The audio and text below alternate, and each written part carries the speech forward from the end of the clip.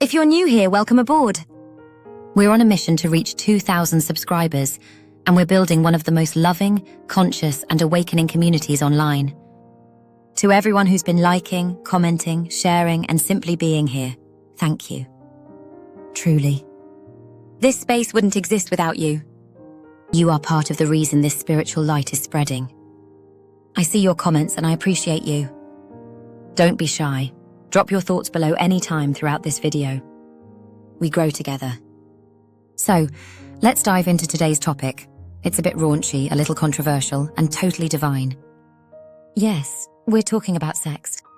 But not just any sex, this is sacred, ancient, powerful sexual energy. Sexual energy is not just pleasure. It's not just the tingles or the climax. It's the raw force of creation itself. Like fire, like water, when misused, it can be destructive. But when honored, it becomes medicine. Ask yourself, have we been taught to misuse it? Media tells us sex is performance. Fast. Loud. Physical. But what if it's meant to be energetic, cosmic, transformative? Let me ask you this, have you ever heard of injaculation? Most people haven't. It's the opposite of ejaculation. It's when energy flows inward and upward rather than outward. And here's the secret. This is where true power begins. The ancients knew this. They called it chi in China, Prana in India. It's the life force, the current that connects the universe to your breath, your body, your being. In some Taoist lineages, it's believed that preserving your sexual energy extends life. Imagine that. Every time you withhold the outward release, you're fueling the inner light. But society doesn't teach us that, does it? We're fed instant gratification. Porn. OnlyFans. Swipe culture. But where's the satisfaction? Where's the real intimacy? Let's journey back to Indigenous times. Many tribes lived clothing-free, yet nobody was aroused by just seeing a body. Why? Because the vibration was higher. Breasts weren't sexualized, they were life-giving tools. Perspective changes everything. You've been taught to see the body through a lens of lust, not reverence. Break that lens and you begin to see the temple, not the taboo. And speaking of energy, monks in ancient kung fu schools practiced celibacy not for moral reasons, but because sexual energy was their superpower. It made them faster, stronger, wiser. Your testicles or womb. That's your spiritual bank account. Every release is a withdrawal. Every act of sacred preservation is a deposit into your consciousness. Wild, right? Look around you. Everything is symbolic. A key enters a lock. A plug goes into a socket. Even a broomstick. Yep, there's symbolism there too. The ancients saw these things not as dirty, but as mirrors of the cosmos. Everything is creation. Everything is divine polarity, masculine and feminine, giver and receiver, sun and moon. We've just forgotten. And now we're waking up. Have you ever wondered why after casual sex you sometimes feel empty, not full? That's your soul letting you know it wasn't connected, it was drained. But sacred intimacy, it leaves you glowing, filled, seen, held, like you merged with the universe for just a moment. And that's what this is all about. Not judgment, not shame, but reclamation. Reclaiming sex as sacred, as spiritual, as soulful. Let's shift the conversation. Let's teach the next generation not just anatomy, but energetic literacy. Let's remind ourselves that we are not just bodies. We are fields of energy, walking galaxies, each breath a miracle.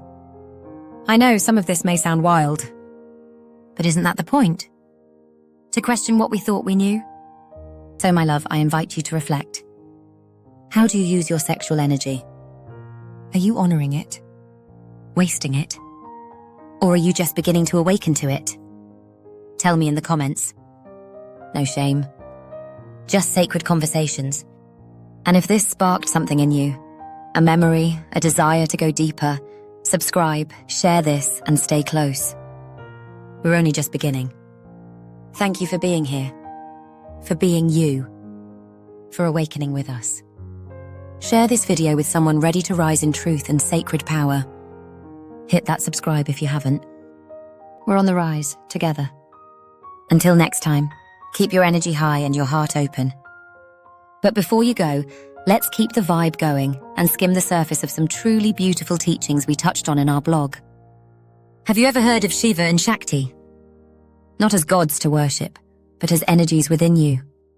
One still, one wild. One is the breath, the other the heartbeat.